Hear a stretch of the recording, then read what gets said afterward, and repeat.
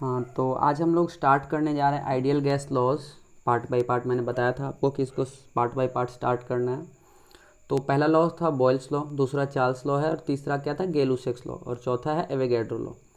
तो पहला था बॉयल्स लॉ, तो उसको आज हम लोग पढ़ने जा रहे हैं कि बॉयल्स लॉ कहता क्या और बॉयल्स लॉ में किसके किसके बीच का रिलेशन बताया गया है।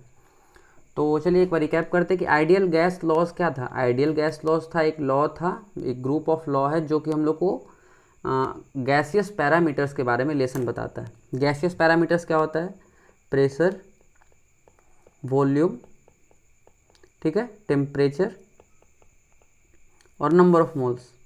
ये है गैसियस पैरामीटर्स जो कि डिफाइन करता है गैस कैसा है, गैस का नेचर कैसा है, गैस अभी कैसे बिहेव करेगा, ये सब जो डिफाइन करता है वो ये चारों पैरामीटर्स है। तो इन चारों पैरामीटर्स में से किसी दो के बीच का रिलेशन जो है वो लॉज बताता है। जो बॉयल्स लॉ है, चारों लॉ किसी दो के बीच का रिलेशन बताता है। तो Boyle's law it gives us relation between pressure and volume. ये हमारे को प्रेशर और वॉल्यूम के बीच का रिलेशन बताता है।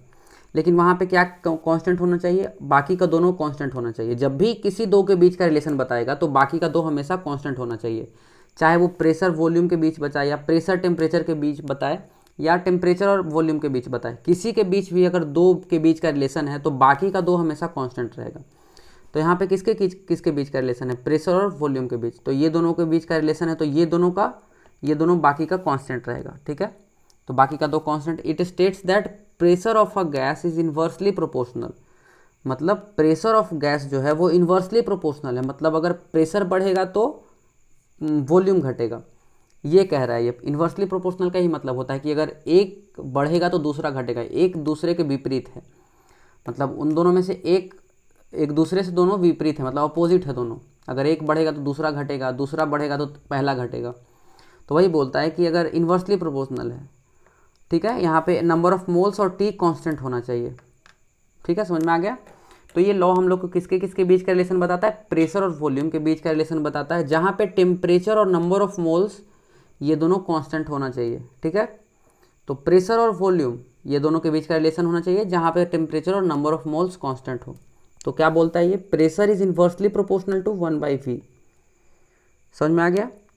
Pressure is inversely proportional to 1/v, या P is equal to kV। ऐसे लिख सकते हैं ना, जहाँ पे K को हम कोई भी कांस्टेंट हो, प्रोपोर्शनलिटी कांस्टेंट को प्रोपोर्शन को हटाने के लिए हम लोग क्या करते हैं? कांस्टेंट लगा देते हैं। तो K इज कांस्टेंट, कुछ भी हो सकता है, ऐसा जरूरी नहीं कि आपको अभी जानने का ज़रूरत है या क्या होगा ये भी जानना आपको, बस कुछ कांस्टेंट है, ये चेंज नहीं होगा, ये कांस्टेंट है। इससे हम क्या कह सकते हैं कि PV is equal to constant. इसको अगर इधर ले जाए तो PV is equal to K हो जाएगा, इज इक्वल टू कांस्टेंट हो जाएगा, ठीक है ना। यानी कि प्रेशर और वॉल्यूम का जो मल्टीप्लीकेशन है ये कभी चेंज नहीं होगा। इससे हम लोग कह सकते हैं P1V1 is equal to P2V2। Constant का क्या मतलब होता है? इज इक्वल टू P3V3, कुछ भी लिख सकते हैं, जहाँ तक जाएगा ये। प्रेशर और वॉल्यूम का मल्टीपल हमेशा कांस्टेंट रहेगा, कभी चेंज नहीं हो सकता। ये लॉ कहता है।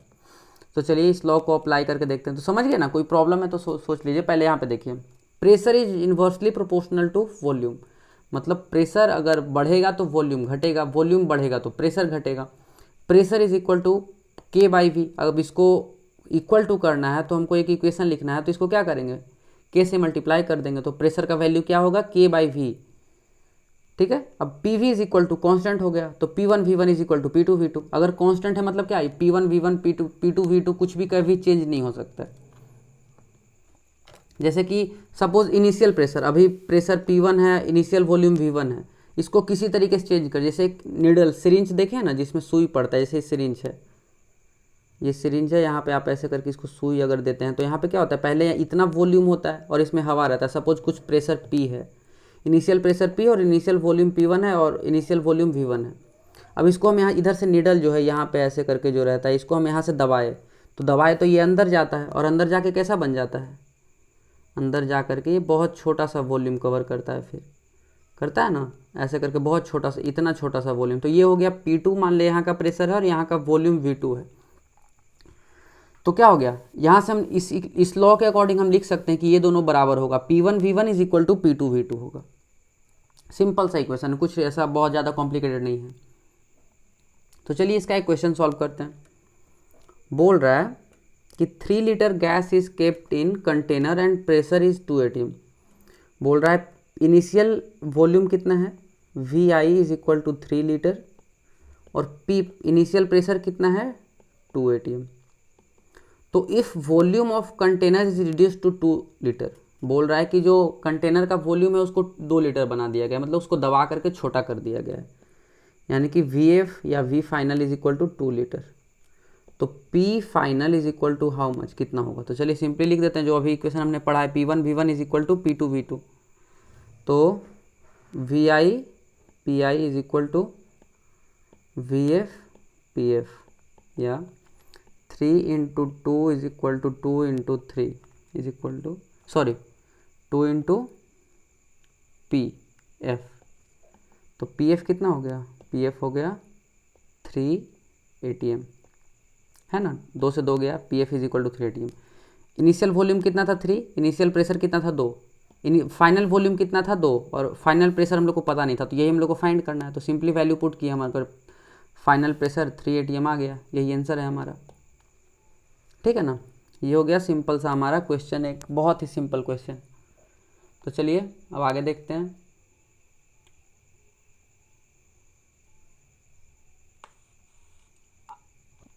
आगे क्या है, graphs related to Boyle's law. Boyle's law से रिलेटेड जो ग्राफ्स है, जो सिंपल से एक दो ग्राफ कर लेते हैं, जो कि हम लोग को एक दूसरे के बीच रिलेशन निकालने में मदद करता है।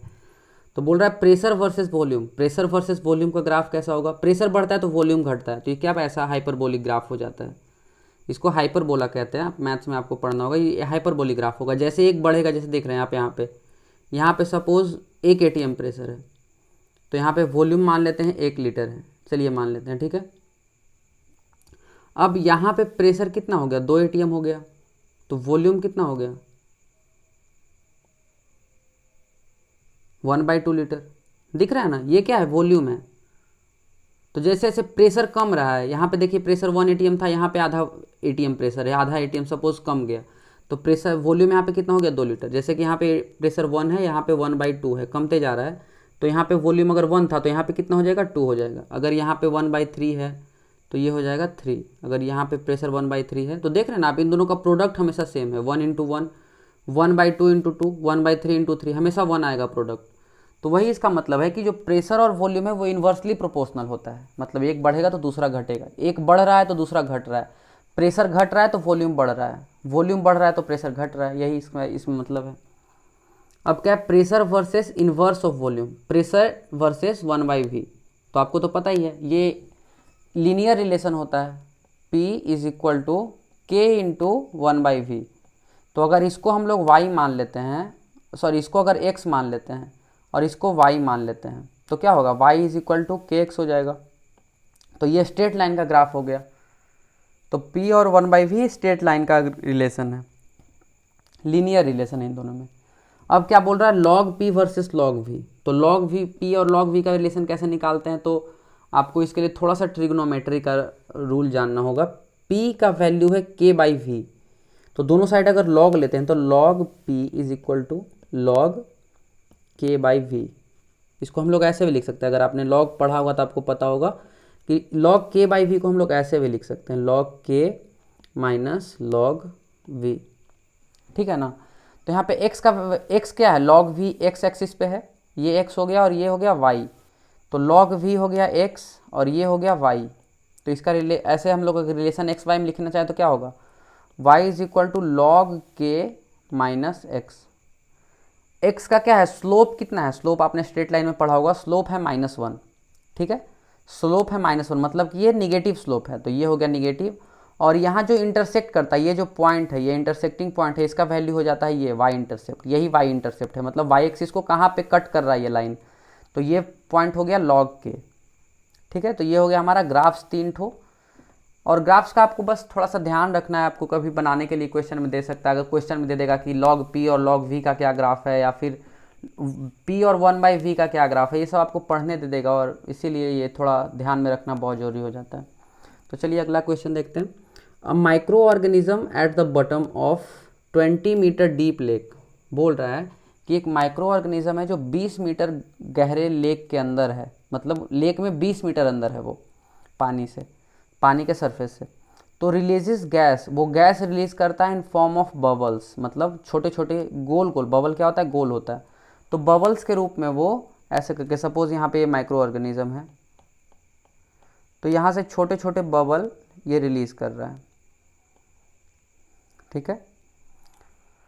तो ये रिलीज कर रहा है, ये बबल्स ऊपर जा रहा है, ऐसे करके धीरे धीरे ये ऊपर जाएगा, ऐसे ऐसे करके ये ऊपर चला जाएगा सरफेस पे, ठीक है।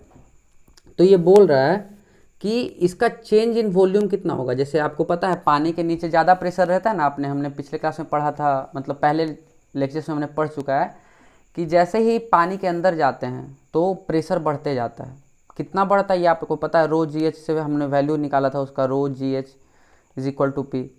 तो हमने ये भी पढ़ा था कि 10 मीटर वाटर जो है, 10 मीटर का जो पानी है वो 1 एटीएम प्रेशर जनरेट करता है। मतलब 10 मीटर नीचे जाएंगे तो 1 एटीएम प्रेशर बढ़ जाएगा, और 10 मीटर नीचे जाएंगे तो एक और एटीएम प्रेशर बढ़ जाएगा, ठीक है। तो चलिए देखते हैं।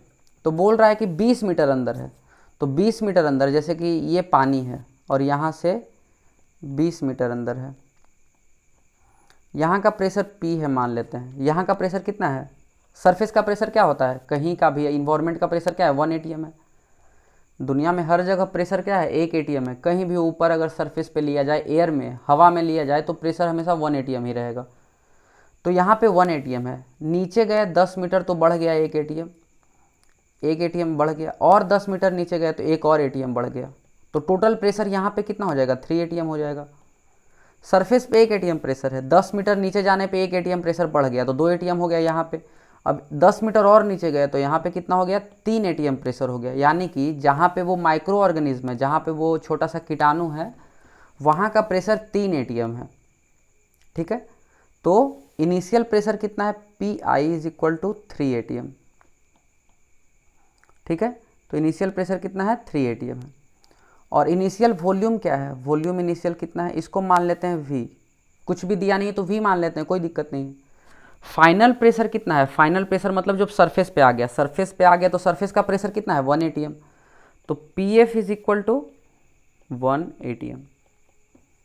और वॉल्यूम कितना हो जाएगा, इसको कुछ नहीं पता तो इसको VF मान लेते हैं, कुछ नहीं पता अभी हमको। इसको अगर V मान लेते हैं तो इसको VF मान लेते हैं फिलहाल के लिए। अब सिंपली हम लोग बॉयल्स लॉ का इक्वेशन लिख देते हैं, PI VI is equal to PF VF, ठीक है। PI कितना है 3, VI कितना है V is equal to PF कितना है 1, PF है 1 इंटू VF, यानी कि VF कितना हो गया 3V। फाइनल वॉल्यूम 3 गुना हो गया, ठीक है। ये हो गया VF। समझ में आ रहा है आपको कि इनिशियल वॉल्यूम मान लेते हैं V, तो फाइनल वॉल्यूम कितना है 3V। अब हम लोग को निकालना क्या है, परसेंटेज चेंज इन वॉल्यूम। बोल रहा है कि percentage change in volume, percentage change का क्या वैल्यू होगा, ये हो जाएगा V final minus V initial divided by V initial, ठीक है, इंटू 100। ये हो गया हमारा percentage change in volume. Final volume minus initial volume divide by initial volume into 100। तो चलिए वैल्यू पुट करते हैं। फाइनल वॉल्यूम कितना है 3V, इनिशियल वॉल्यूम कितना है V divide by V into 100। ये हो गया 2 into 2V divide by V into 100 is equal to 200%, ठीक है ना। तो परसेंटेज चेंज कितना हो गया, percentage change is equal to 200%। आपको दिख भी रहा होगा 2 गुना ही बढ़ा है ना, इनिशियल मतलब टोटल 3 गुना हो गया है। अभी मेरे पास 100 रुपया है, लेकिन थोड़ा देर बाद मेरे पास 300 रुपया हो गया, तो मेरे पास 3 गुना ज़्यादा हो गया। लेकिन बढ़ा कितना, बढ़ा तो 200 ना, पहले से 100 तो मेरे पास था ही, बढ़ा कितना 200 बढ़ा। तो चेंज कितना हो गया, चेंज हो गया 200। बदलाव कितना हुआ, अभी हम फर्स्ट फ्लोर पे हैं, थर्ड फ्लोर पे चले गए, तो अभी हम लोग कितना फ्लोर ऊपर चढ़े, 2 फ्लोर। उसी तरीके से अभी मेरे पास 100 रुपया है और थोड़ी देर बाद मेरे पास 300 रुपया हो गया, तो चेंज कितना हुआ 200 रुपया। तो 200% चेंज हो जाता है ना। उसी तरीके से यहाँ भी इनिशियल वॉल्यूम भी था, फाइनल वॉल्यूम 3V था, मतलब 3 गुना चेंज, मतलब 3 गुना बढ़ गया है। लेकिन चेंज कितना हुआ है 3 गुना माइनस 1 गुना, 2 गुना चेंज हुआ है, तो वही 200% चेंज हो गया। तो ये था हमारा बॉयल्स लॉ। इसको चलिए एक बार रिकैप कर लेते हैं। बॉयल्स लॉ क्या कहता है, प्रेशर और वॉल्यूम के बीच का रिलेशन बताता है। बोलता है कि pressure inversely proportional to volume है, मतलब कि अगर प्रेशर बढ़ेगा तो वॉल्यूम घटेगा और वॉल्यूम घटेगा तो प्रेशर बढ़ेगा।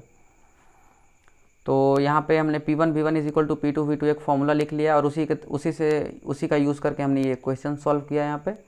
और फिर उसके नीचे हमने दो तीन ग्राफ कर लिए हैं जो आपको यूज़ आएंगे आगे चल के। इसको थोड़ा ध्यान में रखना है ग्राफ्स को। ग्राफ्स आपको क्वेश्चन में दे दिया जाता है कि चूज़ कीजिए इन सब में से, मतलब करेक्ट ग्राफ कौन सा है, सही वाला ग्राफ कौन सा है, ठीक है। और फिर लास्ट में हमने एक 2-3 कॉन्सेप्ट मिला के क्वेश्चन कर लिया। इसमें प्रेशर का भी कॉन्सेप्ट आ गया कि पानी के नीचे जाने पे प्रेशर कितना बढ़ता है। तो मैंने आपको यहाँ पे बताया कि 10 मीटर नीचे जाने पे 1 ATM प्रेशर बढ़ता है। तो ये हमारा ये भी कॉन्सेप्ट यहाँ पे यूज़ हो गया इस क्वेश्चन में। तो इसी तरीके से आपको जब भी क्वेश्चन आएगा तो कॉन्सेप्ट मिक्स करके दिया जाता है, कभी भी आपको सिंगल कॉन्सेप्ट नहीं दिया जाएगा। तो चलिए आज के लिए इतना ही रखते हैं और मिलते हैं आपसे अगले क्लास में। कोई भी डाउट हो तो आप पूछ सकते हैं कमेंट सेक्शन में। ठीक है, रखते हैं।